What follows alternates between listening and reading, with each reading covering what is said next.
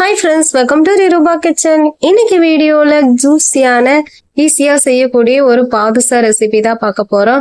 ரொம்ப ஈஸியாவும் செஞ்சலாம், அதே சமயம் ரொம்ப டேஸ்டாவும் இருக்கும். ரெசிபி பார்க்கறதுக்கு முன்னாடி நம்ம சேனல் இன்னும் சப்ஸ்கிரைப் பண்ணாதவங்க சப்ஸ்கிரைப் பண்ணிக்கோங்க.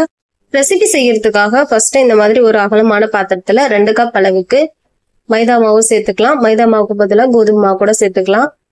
கூடவே 1/4 கப் அளவுக்கு நெய் சேர்த்துக்கலாம்.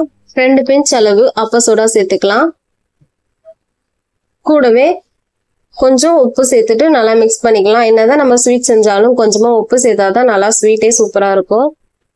நெய் நல்லா இந்த மாதிரி எல்லா இடத்துலயும் படுற அளவுக்கு நல்லா மிக்ஸ் பண்ணணும். நெய்யோட மாவு இந்த அளவுக்கு மிக்ஸ் ஆனாதான் சூப்பரா இருக்கும். பாருங்க, கையில பிடிச்சு இந்த மாதிரி உடைக்கிற ஸ்டேஜ்ல இருந்தாதான் சூப்பரான பதம். நான் 2 கப் எடுத்துக்கிட்டேன், அது 1/4 கிலோ அளவு. அதுக்கு 50 கிராம் அளவு நெய் கரெக்டா இருக்கும்.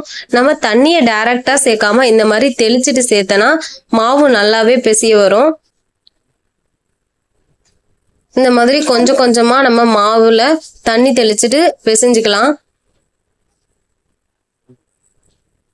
நம்ம பிசைஞ்ச மாவு பாத்திரத்துல ஒட்டாம இந்த அளவுக்கு சூப்பரா வரணும். இதான் கரெக்டான பதம். பாருங்க எந்த அளவுக்கு சாஃப்டா இருக்குன்னு. 10ல இருந்து 15 நிமிஷம் அப்படியே இருக்கட்டும், மூடி போட்டு வச்சிடலாம். இப்போ இந்த மாவு அப்படியே இருக்கட்டும். இப்போ நம்ம சுகர் சிரப் ரெடி பண்ணிடலாம். நம்ம 2 கப் அளவு மாவு எடுத்துக்கிட்டோம். 1/2 கப் அளவு சர்க்கரை கரெக்டா இருக்கும். கூடவே 1 கப் அளவு தண்ணி சேர்த்துக்கோங்க. தண்ணியோட அளவு தெரியலனா சர்க்கரை மூழ்கிற அளவுக்கு கொஞ்சம் அதிகமா சேர்த்துக்கிட்டாலே போதும். இந்த மாதிரி நல்லா கைவிடாம மிக்ஸ் பண்ணிட்டே விடுங்க, இல்லைன்னா சர்க்கரை கீழே அடி பிடிச்சிடும். 2 பிஞ்ச் அளவு ஃபுட் கலர் ஆட் பண்ணிக்கிறேன், வேணும்னா ஸ்கிப் பண்ணிக்கலாம். சர்க்கரை கம்பி பதம் வரணும்னு அவசியம் இல்லை, லைட்டா இந்த மாதிரி பிசு பிசுப்பு தன்மை இருந்தாலே போதும். இப்போ ஸ்டவ் ஆஃப் பண்ணிட்டு நம்ம அது அப்படியே இருக்கட்டும். இப்போ நம்ம மாவு பிசைஞ்சோம்ல, அதை இப்போ நம்ம எடுத்து பார்த்துடலாம். பாருங்க எந்த அளவுக்கு சூப்பரா சாஃப்டா இருக்குன்னு. இப்போ நம்ம சின்ன சின்ன உருண்டையா பிடிச்சிட்டு நம்ம பாதுஷா ரெடி பண்ணிடலாம். இந்த மாதிரி கொஞ்சமா மாவு எடுத்துட்டு உருண்டையா பிடிச்சிட்டு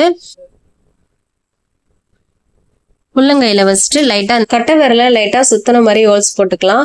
அப்பதான் நம்மளுக்கு லேயரா சூப்பரா வரும். பின்னாடி லைட்டா அழுத்தி விட்டிக்கலாம். இப்போ நம்ம எல்லா பாதுஷாவையும் ரெடி பண்ணி வச்சிடலாம். இப்போ எல்லா பாதுஷாவும் ரெடி ஆயிடுச்சு. இப்போ நம்ம எண்ணெயில போட்டுடலாம்.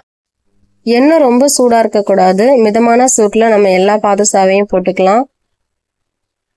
ஸ்டவ் கொஞ்சம் ஹை ஃப்ளேம்ல வச்சுனா கீழே அடிப்பிடிச்சிடும். அதனால தான் மீடியம் ஃப்ளேம்ல வச்சுட்டு நம்ம எல்லாத்தையும் போட்டுக்கலாம். பாதுஷா போடும்போது நடுவுல இந்த மாதிரி போடாதீங்க, கொஞ்சம் சைட்ல போடுங்க. ஃபர்ஸ்ட் செய்யறவங்களா இருந்தனா எண்ணெய் கையில படும். அதனாலதான் நம்ம பாதுஷா சேர்த்ததும் இந்த மாதிரி கரண்டியால ஷேக் பண்ணிட்டே இருங்க. அப்ப பாதுஷா எல்லாம் மேல எழும்பி சூப்பரா வரும். பாருங்க எந்த அளவுக்கு சூப்பரா வந்திருக்குன்னு. இப்போ ஸ்டவ் கொஞ்சம் ஹை ஃப்ளேம்ல வச்சுக்கலாம்.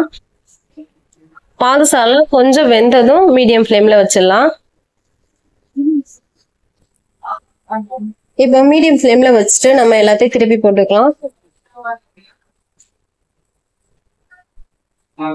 ரொம்ப ஹை ஃப்ளேம்ல வச்சுனா உள்ள வேகாது, மேல மட்டும் வெந்த மாதிரி இருக்கும். அதனாலதான் இப்ப பாதுஷா 2 பக்கமுமே சூப்பரா வெந்திருக்கு. இப்ப நம்ம எல்லா பாதுஷாவையும் எடுத்துக்கலாம்.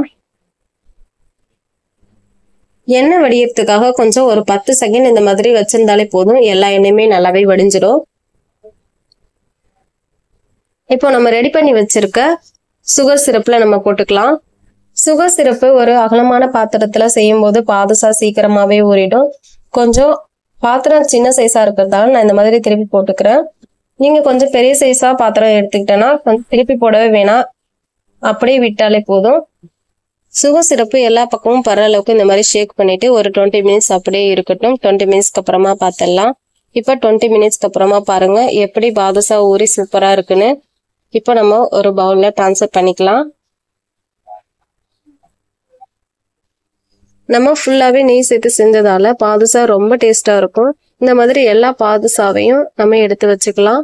பாதுஷா ஃபர்ஸ்ட் டைம் செய்யறவங்களா இருந்தா இந்த அளவுலயே செய்யுங்க, ரொம்ப பர்ஃபெக்டா வரும்.